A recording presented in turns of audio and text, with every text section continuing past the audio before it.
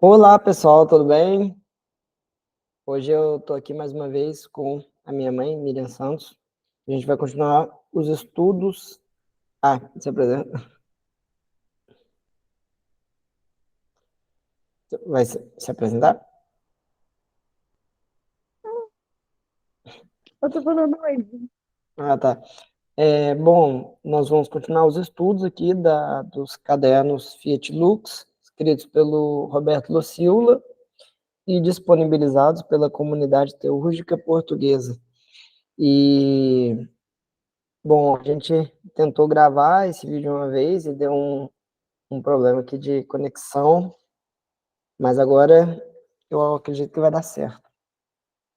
E eu tô pegando um Wi-Fi que eu acho que até vai melhorar a câmera e o áudio. Esse estudo é uma continuidade, né? Os cadernos Fetilux são vários cadernos, e a gente está estudando o primeiro, que trata de cosmogênese, ou seja, a origem do universo, segundo a visão da eubiose e da teosofia. A eubiose é uma continuação da teosofia, digamos assim, aqui na América do Sul. E então, se você está chegando agora, não está familiarizado com esse conhecimento, eu sugiro que você assista desde a primeira parte. Você vai encontrar no canal Som, Luz e Cor. Som, Luz e Cor. E aí depois continua aqui nesse canal, porque eu unifiquei todos os projetos. Então, aqui nesse canal está só a parte 5 e 6 e 7, né? E aí a gente está gravando a 8 agora. E se você gostar desse conteúdo, se inscreva no canal, comenta a sua opinião, enfim. Vamos continuar agora a partir da página 42. Se der algum problema, você me avisa então, viu? Vamos lá. As três emanações do Logos. Existe uma diferença entre as primeira e segunda emanações do Logos e a terceira. A primeira e segunda emanações desceram trabalhando os planos ainda virgens, por isso foi uma evolução trabalhosa e lenta, através dos planos e subplanos, até chegar ao máximo de materialização no plano físico. Foi necessário, por exigência da lei que a tudo regula, que essa essência monádica se envolvesse com todos os tipos de matérias constituintes dos planos, a ponto de se confundir com elas.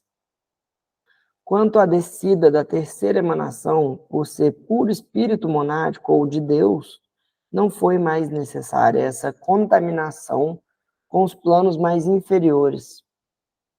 Quando uma mônada se integra com veículos de natureza mais densa, é porque já houve uma profunda sutilização veicular. Assim, a descida é feita diretamente e com rapidez.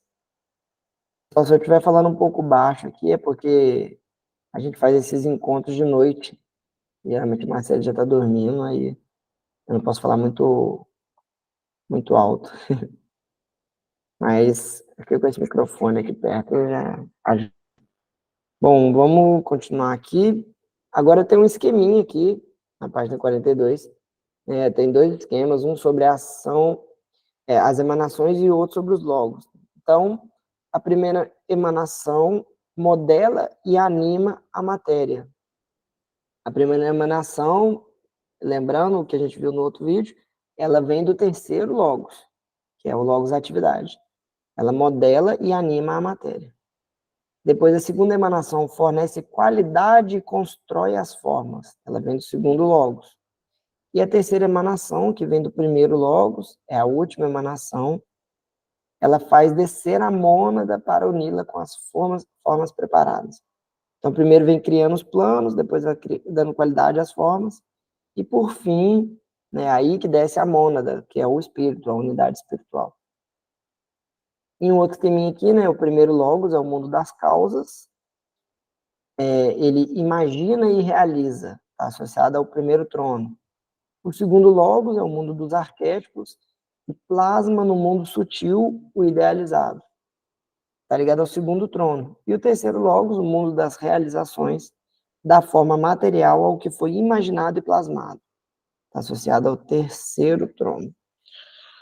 Bom, então, isso aqui vale para tudo, né? Esse aqui é um esqueminha aqui para você ver que tem realização prática,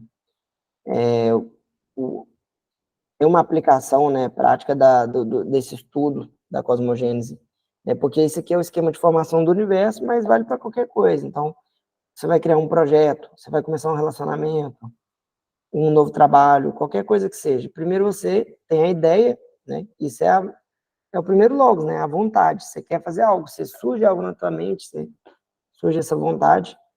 Depois você vai plasmando a ideia, né? Vai pensando como que eu vou fazer isso, organiza, tal, cria um plano, metas e tal.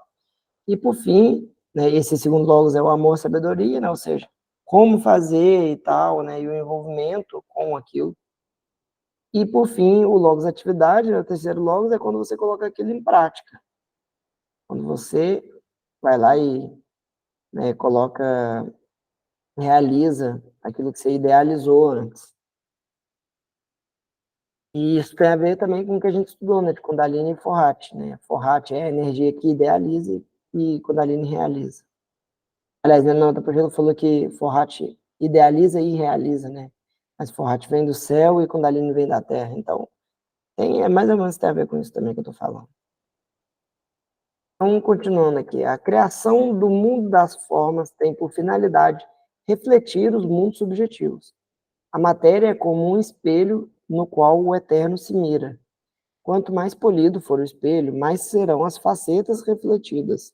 Maior será a nitidez das imagens, até que a imagem se confunda com o que é refletido, formando uma coisa una.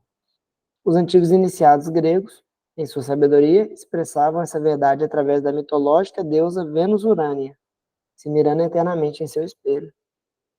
Inclusive, esse é o motivo de algumas sociedades iniciáticas utilizarem o espelho nos seus processos, né, de iniciação.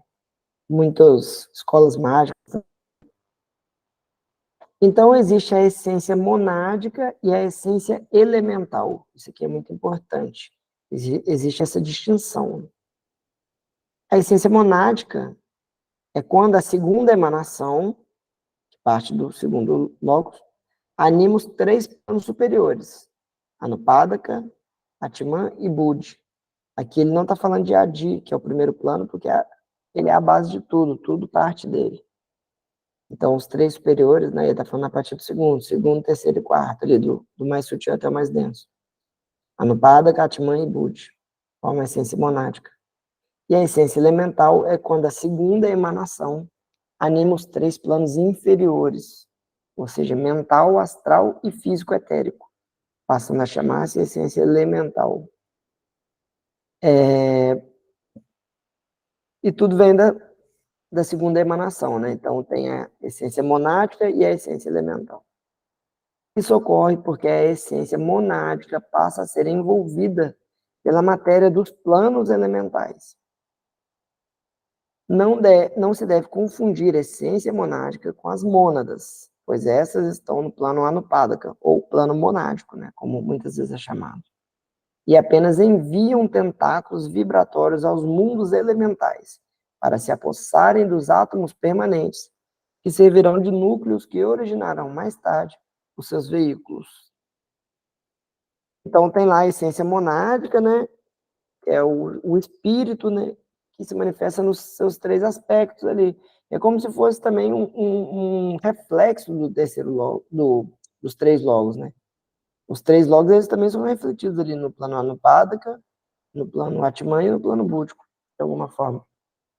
Então, é o triângulo, né, que forma o espírito. E existe a essência elemental, são coisas diferentes, né? Que aí vai a matéria mental, astral, física.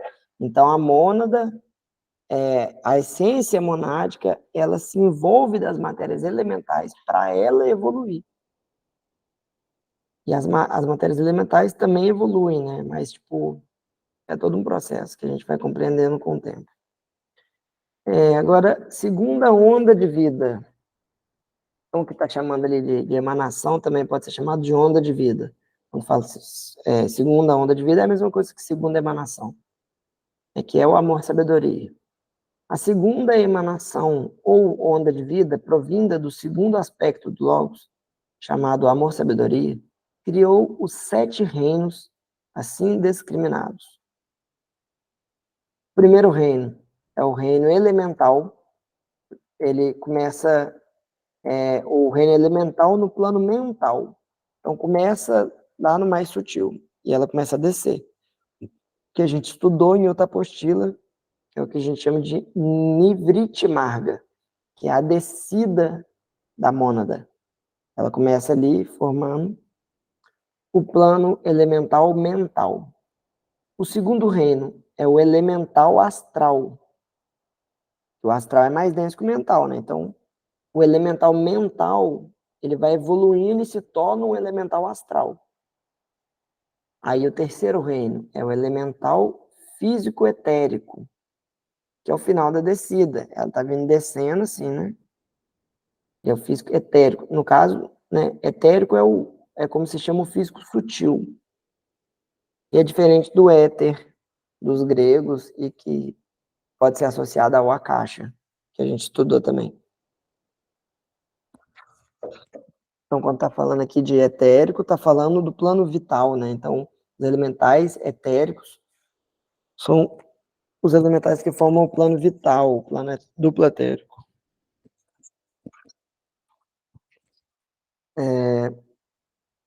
O microfone está caindo, mas acho que está captando bem, né? Então, aí vem a descida, né? Aí o quarto reino é o reino mineral. E o reino mineral também pode ser chamado de elemental físico, físico denso. Então, olha para você ver, né? Ele também é elemental. Aqui ele não escreveu elemental, mas eu já vi em outros estudos, né? Esse paralelo. Aí tem, né? Todos os estados da matéria e tal, né? Aí o quinto reino, aí ó, ela desceu ao máximo. Então, o mineral é o mais denso de todos. E agora volta a subir. Só que quando ele volta a subir, não é igual nos elementais ali, que ele vai se densificando e o elemental astral, ele já não é mental, ele é só astral, e aí vai descendo. Quando sobe, ele vai subindo, adquirindo as capacidades de cada plano, né, e vai evoluindo. Então, no quarto reino está ali o mineral, e aí o quinto reino já é o vegetal, né, que fica ali aí tudo já no plano físico denso. E o vegetal, por exemplo, então, ele já é constituído de matéria mental e matéria vital. A consciência do vegetal já tem já tem um corpo físico e um corpo vital. E aí o sexto reino é o animal, que aí já tem também o corpo astral nele, né? Ele tem o físico, o vital e o astral. E o sétimo reino é o hominal, que é o da subida, que aí o homem já tem, né, o corpo físico, o corpo vital, o corpo astral e o corpo mental, que é o que a gente está desenvolvendo. Então, tudo isso aí é formado durante a segunda onda de vida, a segunda emanação. Agora, a terceira emanação, que vem do aspecto vontade. A onda de vida, ao chegar no reino hominal, chega ao ápice da evolução. O poder do primeiro logos manifesta-se através da terceira emanação, a vontade. Ou seja, observem, isso é importante. Lá atrás, que falou no começo, a primeira emanação e a segunda emanação, elas demoram porque elas vêm criando todo o negócio, onde está o universo virgem ali, né? Elas vão fazendo o trem começar a acontecer. E a terceira emanação, que vem do primeiro logos, da vontade, ela só vai acontecer quando a mônada chegar no estágio de evolução do homem. Então, até ali o estágio do animal ainda não tem essa terceira emanação. Quando surge o homem que vem essa terceira emanação que faz o homem adquirir essa capacidade, que é a vontade. Só ao homem é dada essa faculdade. Como vimos, ó, isso é importante, né? Porque até os animais, eles são movidos por instintos. Eles seguem aquilo que o corpo dele, a alma dele, né? As emoções dele ali pede para ele. Ele vai seguindo aquilo lá, né? E isso vai fazendo com que ele vá evoluindo também, né? Até que em algum momento ele vai adquirir a capacidade, né, de receber em outra cadeia planetária, ele vai adquirir a capacidade de, de receber essa terceira emanação, que é a vontade, e se tornar o equivalente ao que é hoje o ser humano. Isso falta muito tempo. Então, até então, só ao homem é dada essa faculdade, né? Como vimos, a terceira emanação procedente do primeiro logos, que é a vontade, só entra em ação quando as duas emanações anteriores já criaram o sétimo reino humano. Foi o que eu acabei de falar.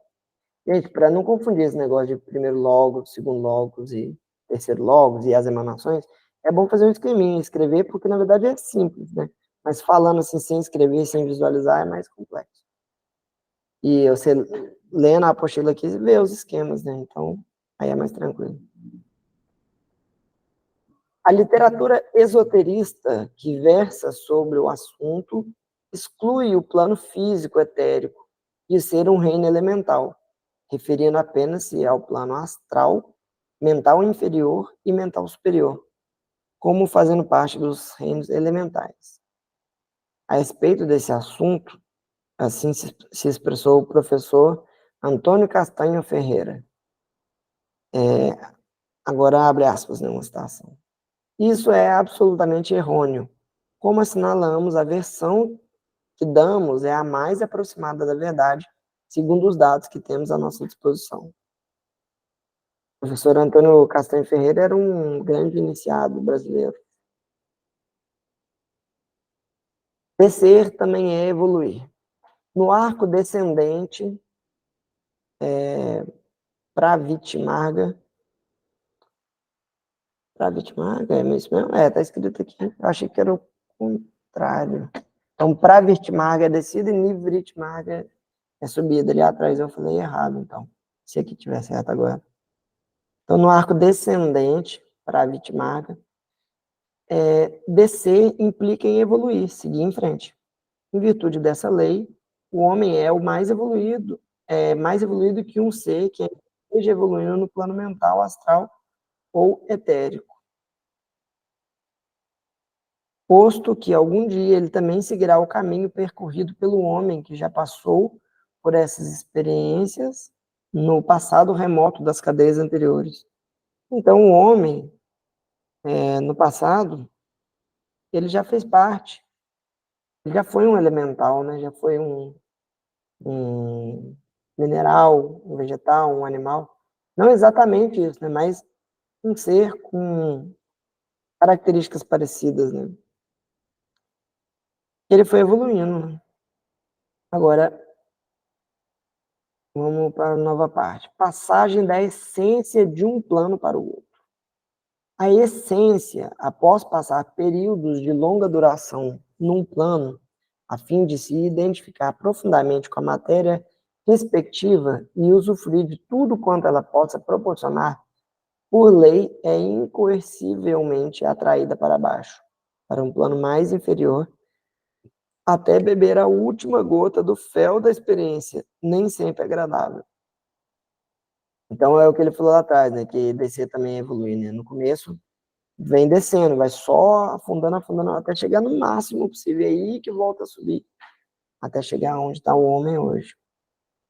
E o homem, hoje, né, o ser humano, ele também muitas vezes desce bastante para conseguir acessar coisas e voltar, né? Então é necessário tudo isso. Evoluir não é sempre só sutilizar, só crescer. Pode falar.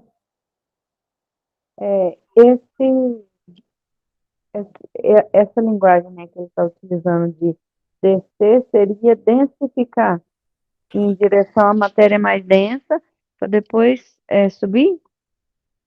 Isso, exatamente. No caso, ele está falando descer, fazendo referência à densidade mesmo, porque aqui ele coloca os 7 planos do mais sutil ao mais denso, né? Então, esse descer é ir se densificando até chegar à matéria física e depois ir se utilizando. O ser humano ele já é muito mais sutil que o animal, né? E vai se utilizando. E a gente vai estudar em antropogênese já no próximo caderno, já no próximo encontro. A gente vai começar a estudar que esse processo de densificação e utilização acontece durante o desenvolvimento das raças também, né? Raças aqui, a gente fala na teosofia como estado de consciência, não etnia. Então é isso mesmo. Nessa descida de cadeia em cadeia, a essência monádica reveste-se sucessivamente das matérias dos planos cada vez mais densos dos diversos reinos, em conformidade ao plano onde evolui. Observe-se que um plano, ao ser abandonado por uma onda de vida, é ocupado por outra onda, que se sucede até o fim do Manvantara. Manvantara, lembrando, é todo o período de atividade do universo. Então, o ser humano ele era ali um animal. Aí ele foi e virou hominal na cadeia seguinte. E o que era vegetal virou animal. Não é exatamente passa de um para o outro depois que vira uma data assim específica, né? É todo um processo. Mas existe um momento que, tipo assim, a coisa tem que acontecer e aí vai empurrando e quem não vai fica para trás e continua. Então, vai acontecendo todo. E, assim como qualquer ciclo, né? A gente vê que tem períodos que tudo fica mais difícil, tipo, morre um tanto de gente, acontece guerra, pandemia, alguma tragédia e tal, porque o universo não pode ficar esperando também, né? Até a última pessoa, ele fala, então acho que eu vou, então, né? O universo continua evoluindo, né? Até porque a maioria das pessoas, a energia delas vai puxando, né? E se você é um ser humano e o outro é ser humano, e o outro está evoluindo, ele vai te puxando. Se você não quer ir junto, você vai se desconectando dele. Então vai chegando um momento que tá tudo mais conectado ali para crescer e você fica para trás. Isso aí vale para qualquer ciclo. Bom, isso é pelo menos como eu compreendo, né? Depois a gente vai ver aqui o que a gente estuda na Fiat Books com Roberto Luciola. São os ensinamentos do professor. Pode ser que alguma coisa. O objetivo da iniciação é tornar a gente livre pensador, né? Então, não necessariamente tudo que eu falar é exatamente o que a Eubiose pensa, o que a Sociedade Teosófica pensa, a Blavatsky, o professor o Roberto Luciola. E a gente tem que ser livre pensador e estar tá aberto à mudança, assim. Então, continuando. Assim estarão sempre evoluindo paralelamente vários reinos, como é aqui hoje, né? Em outras palavras, os planos estão sempre ocupados por seres das mais diversas categorias. Agora mesmo, enquanto nós já estamos na sétima onda de vida, formando o reino humano, há seres que estão iniciando a sua jornada no plano mental, constituindo, portanto, o primeiro reino elemental. Inclusive, um adendo aqui, né? Nós ajudamos eles a evoluírem quando nós pensamos. Porque se eles compõem a matéria mental, conforme a gente pensa e vai desenvolvendo o pensamento, eles vão trabalhando e evoluindo até se tornarem emoções no futuro. Olha que louco isso. A mente ela vai evoluindo até se tornar. Os elementais mentais vão evoluindo até se tornarem emoções, que no futuro vão evoluindo até se tornarem elementais vitais, depois físicos, né? Então depois todo o processo é muito tempo. E no começo é bem mais difícil. Agora a evolução humana é muito mais rápida, que a gente pensa, toma decisões, tem vontade própria, né? A evolução é mais rápida. E às vezes mais sofrida, inclusive. Cada mergulho para baixo implica em tomar veículos cada vez mais grosseiros. É o eterno sacrifício do verbo se fazendo carne. Então tá aí o significado dessa expressão bíblica, né? Que o verbo se fez carne. No sentido do que o sutil se densificou no começo. Graças a esse fato cósmico, o Logos toma consciência dos mundos mais densos por meio das criaturas que, em última análise, foram criadas por ele mesmo, cujas experiências no final serão capitalizadas por ele. Resumindo, temos o primeiro reino elemental, que a essência monádica toma veículos constituídos de matéria mental. Aí depois o segundo reino elemental, né, a essência monádica, sem abandonar o veículo mental, toma ou reveste-se de matéria astral. Então, ele não abandona o mental, né? Acho que eu falei alguma coisa assim lá atrás. Ele, quando passa do mental para o astral, ele continua sendo mental, mas ele começa a se revestir de matéria astral também. Olha que legal, né? Você vê que todo pensamento, ele tem emoções também, né, entrelaçadas, né? Não existe pensamento sem emoção. E aí faz sentido, pensando que o pensamento, os elementais mentais, depois vão virar astrais, e quando astrais são revestidos de são revestidos de matéria mental também, enfim.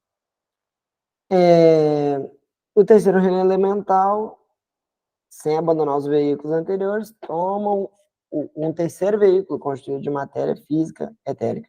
Então, sempre que ele vai evoluindo, ele vai adquirindo novas características, novas formas e vai se desenvolvendo, sem abandonar os corpos anteriores. Deu para entender, né?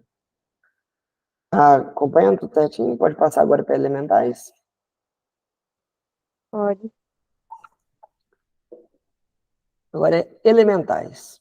Graças ao que foi apontado, é que nós possuímos todos os veículos adquiridos durante nossa longa jornada através dos diversos planos. Como sabem os que se dedicam ao estudo do ocultismo, os nossos diversos corpos são constituídos de forças elementais que, por estarem agregadas a nós, são chamadas de elementais encadeados. Em alguns lugares você vai encontrar também elementais entrelaçados. É a mesma coisa. São os elementais que formam os nossos corpos. Então, eles estão entrelaçados com a gente. Sendo que as forças elementais livres são chamadas elementais não encadeados.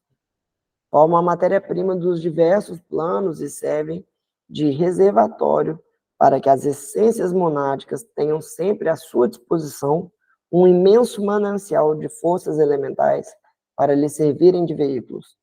Dando um exemplo aqui, né? Para tornar mais concreto essa percepção. Quando nasce um bebê, por exemplo, qual é a matéria que forma o corpo físico dele? É a matéria que vai vindo da mãe, que vai vir do pai ali, que aí a mãe vai comer comida, e esses nutrientes vão se unindo e formando, e então, tipo assim, o nosso corpo, né, ele não é ele não existe antes, né, da gente nascer, ele vai sendo formado, e a matéria que forma o nosso corpo é a matéria que está disponível no plano físico, e assim vale para todas as outras matérias, né, a astral, a mental, a gente pega elementos de outros lugares, e inclusive é por esse motivo que eu acredito que 99% das regressões que muitos médiuns fazem por aí, dizem que volta e vê coisas de vidas passadas, na verdade não são regressões de verdade, porque eles estão acessando matéria astral, porque eles fazem em várias correntes espiritualistas, a gente não estuda com essa profundidade que esse conhecimento esotérico traz, né? Então, em outras correntes se diz só sobre matéria física e espírito, né? Matéria física e sutil, só como se houvessem dois planos, duas coisas, e tudo fosse dual. Então, você acessa o espírito e aí você acessa uma vida passada e tal, sendo que, na verdade, a pessoa vai estar acessando ali uma matéria astral. E essa matéria astral tem conteúdos que pode ter vindo de qualquer outra pessoa, porque é todo esse conteúdo que vai te formar. Então, sempre é aquela coisa, né? Você vai, acessa e você era um príncipe, você era sempre uma pessoa muito importante, né? Ninguém nunca foi um mendigo na vida passada. Sempre essa coisa, né? Nossa, eu fui um rei da Turquia, não sei o que e tal. Então, assim, tem que tomar muito cuidado com essas coisas todas, né? Porque para você acessar realmente uma informação de vidas passadas, você teria que acessar o teu corpo causal, né? Que é ali na própria essência do espírito, a essência monádica. Então, podem desconsiderar muita coisa que se vê por aí. Bom, essa é a minha opinião também, né? Sujeita a erros e enganos, como diz o Newton Schultz. Vamos continuar, então. Quando uma porção dessas forças elementais deixa de ser livre para se encadear, formando veículos, está dando um imenso salto em termos de evolução. Então, ali, está lá, a mãe come o pão, que é formado por elementais físicos, a matéria desse pão vai formar as partículas que vai originar ali o corpo do bebê lá depois, com os nutrientes. Esses elementais estão tendo um salto de evolução gigantesco, porque eles vão formar matéria que vai receber um ser humano. super desenvolvido do sétimo reino. Então ele vai estar entrelaçado com o conceito do futuro. É exatamente a mesma coisa que acontece quando um avatar, por exemplo, encarna na Terra e traz os ensinamentos, e todo mundo que está em volta dele tem um salto de evolução muito grande. E o país, e aquele momento, que foi o que aconteceu quando o Cristo veio à Terra, Jesus Cristo, Maomé, e por aí vai, todas as infinidades, né? Aí depois, com o tempo, tudo é distorcido, né? Mas naquele momento é um grande salto de evolução e acaba ditando novas tônicas da história da humanidade. A história da humanidade tem várias figuras chaves ali que mudaram o curso de tudo e grande parte delas foram avataras, foram consciências mais desenvolvidas do futuro. Inclusive o professor JHS, né, que vai ser citado daqui a pouco, o professor Henrique José de Souza, Helena Blavatsky, por aí vai. Como veículos passarão a sofrer a poderosa influência vibratória da mônada a que se agregaram. Com o decorrer da evolução, a mônada transformará alquimicamente essas forças elementais veiculadas também em essência à sua semelhança. Foi devido a esse fenômeno que JHS, numa primorosa revelação, afirmou que, abre aspas, o que está atualmente é mônada, num passado longínquo já foi força elemental. Fecha aspas. Então, os elementais, ó, olha que louco pensar isso. Quando a gente pensa alguma coisa, sente alguma coisa, a gente cria elementais. Quando a gente fala, a gente cria elementais físicos. Isso é importante. Quando a gente fala, a gente cria elementais físicos. Porque a fala produz uma vibração. Inclusive, então, o que você fala é o que tá mais próximo de se realizar, porque é físico. Muito mais do que você ficar só pensando, idealizando, né? Que isso meio que se perde, porque é muito sutil. Mas o que eu ia falar é que esses elementais que você está criando agora, eles vão se entrelaçando, entrelaçando, se desenvolvendo, desenvolvendo, e no futuro vão se tornar seres humanos.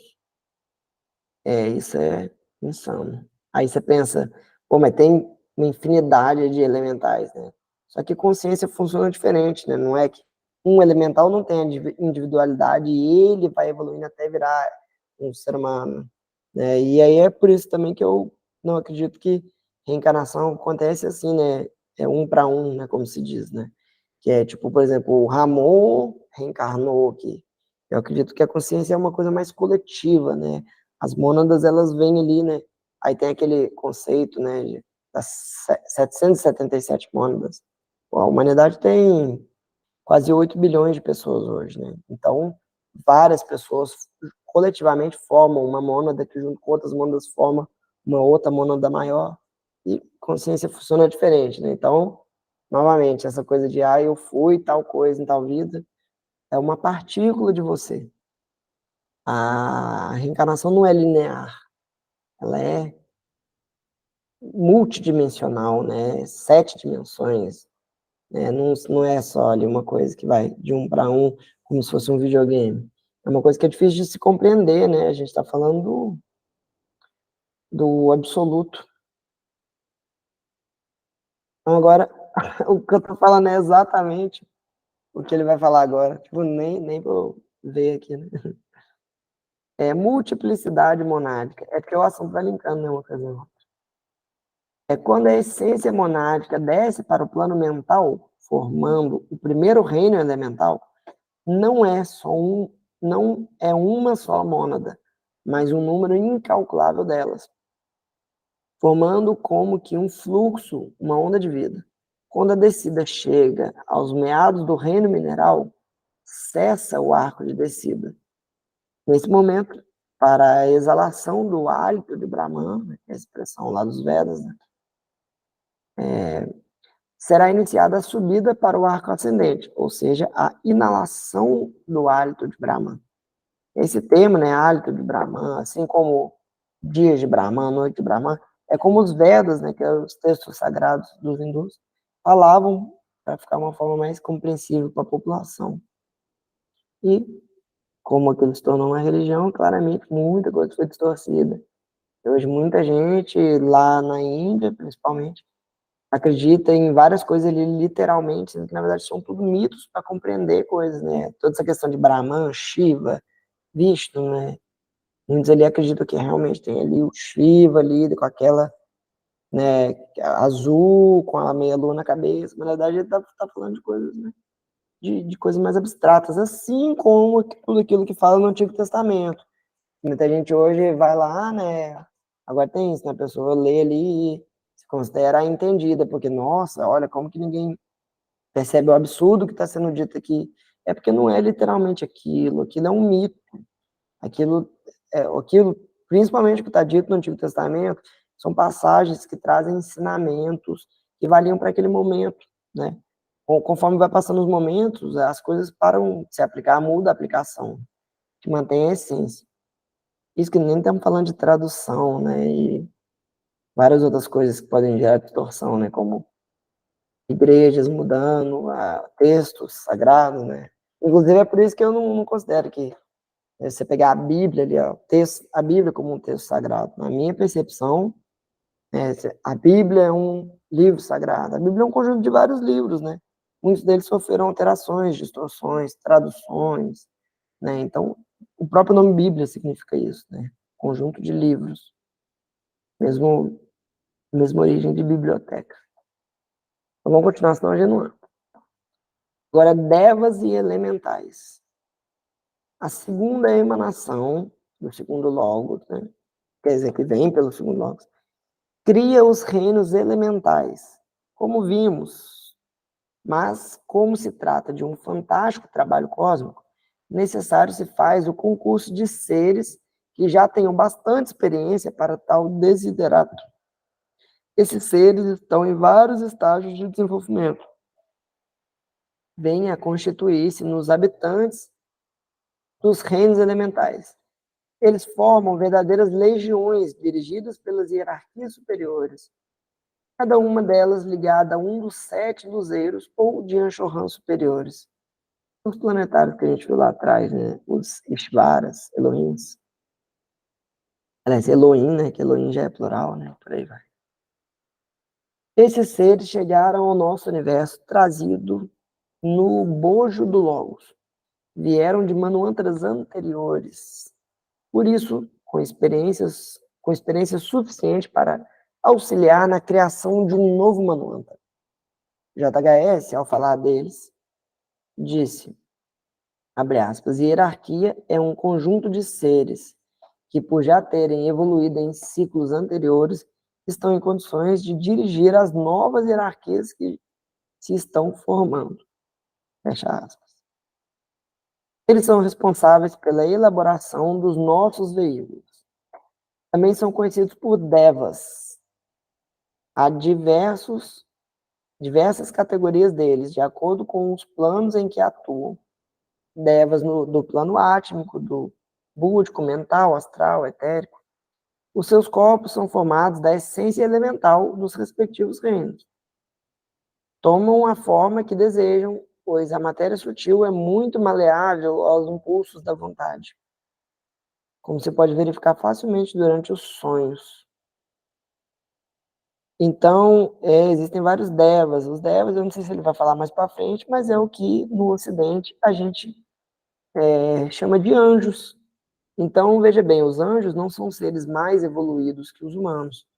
Eles são seres que têm mais experiências, porque vêm de outros manwantras, outros ciclos, e eles vêm aqui para ajudar a construir tudo.